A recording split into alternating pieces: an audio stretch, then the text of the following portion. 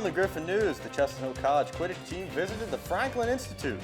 And the Griffin News gives you a preview of the upcoming debate and how you'll get involved here at CHC. Welcome to the Griffin News. I'm Christopher Civil. And I'm Kyrie Moses. Today's big story is the upcoming home opener for the Sprint football team. Anchor Jada Zabala went into the field and has more on this. Jada. That's right, guys. Sprint football is back next week. The season is officially underway, and the team is ready to claim their home turf. I think it'll be a great season. Head coach Mike Pearson is leading the team for Chestnut Hill College's second official sprint football season. The team traveled to West Point, New York to start their season away versus the Black Knights of Army this week. Now they are coming back home to face off with Cornell University, just one of the new opponents the team has this year.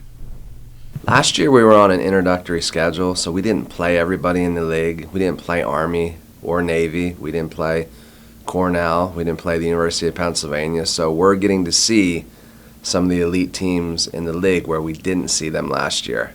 Sprint football fans have a lot to look forward to this season. Be rowdy, have a great time with your friends. Coach Pearson encourages all students to attend next week's game.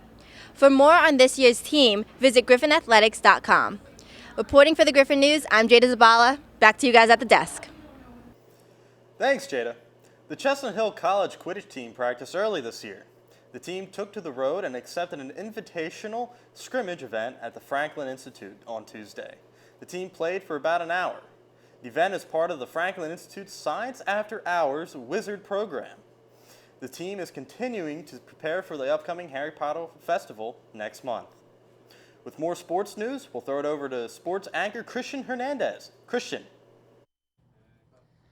I'm Chris Hernandez, and it's time for CHC Sports. Let's take a peek into Sargenti Arena for women's volleyball. On September 21st, the Griffs faced off against the Tigers of Holy Family University in a rematch of the 2015 regular season finale. And let me tell you, this dogfight lived up to the hype. First frame, Emily Kaler went to work. Boom, shakalaka. One of her 3 kills, CHC drops the set 25-14.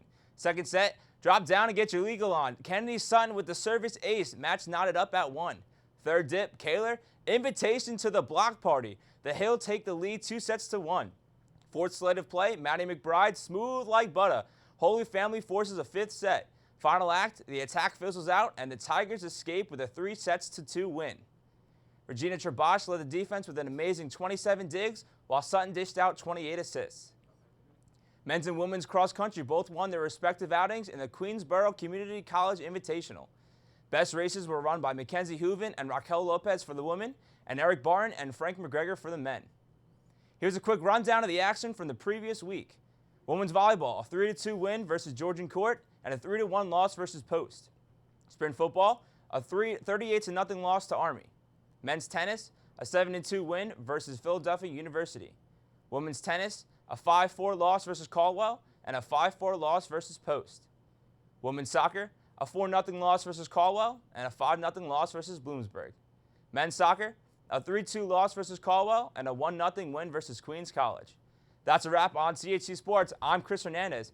We'll be back with Chris and Kyrie with the news after this short break. Communication students, still searching for an internship? 2 local companies are looking for you. Onward Travel is hosting an internship opportunity for the fall or spring semesters. The company is searching for someone to be a digital strategist and social media marketing intern.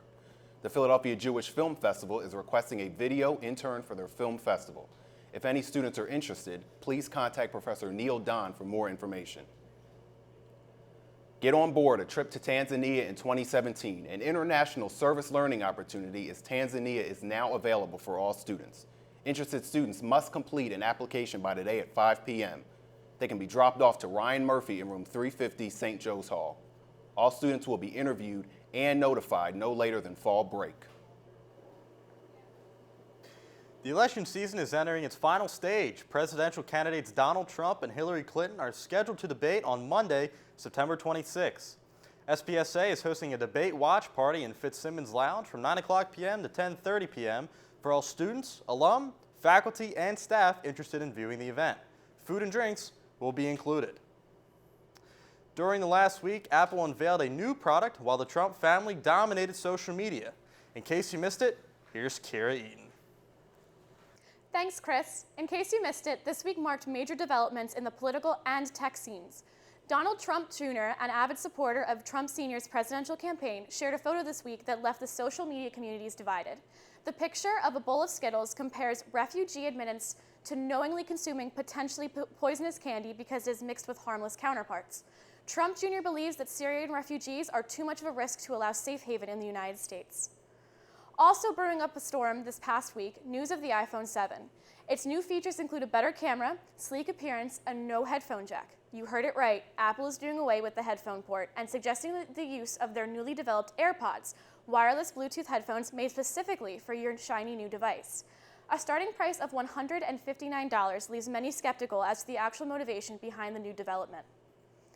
While Apple is changing, some things only get better with time. Angela Lansbury and Alan Menken serenaded a crowd of Disney fans in honor of the 25th anniversary since Beauty and the Beast was released. Lansbury, 90 years old, sounded off the tune as beautifully as ever, reminding us all of the magic of Disney.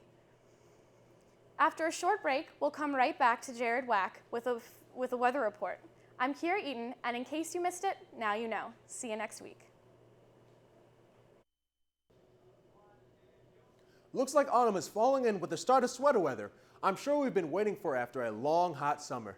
Today is still going to be a bit hot with a sunny high of 86 and a not so low of 80 degrees. Tomorrow, however, the high drops to a mostly sunny 75 degrees as the low plummets to a chilly 50 degrees.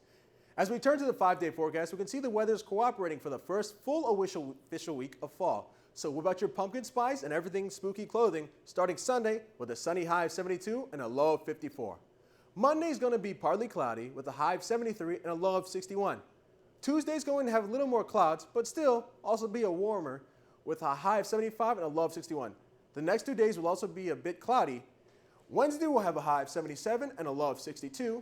And we end the week on Thursday with a high of 74 degrees and a low of 57. That's all for your weekly forecast. I'm Jared Wack, and now back to you, Chris. Thanks, Jared. Well, that's all for the news today. Be sure to check us out on Instagram and Twitter at CHC TV and Facebook at CHC Television. Once again, I'm Christopher Civil. And I'm Kyrie Moses. Thank you for watching the Griffin News and tune in next week.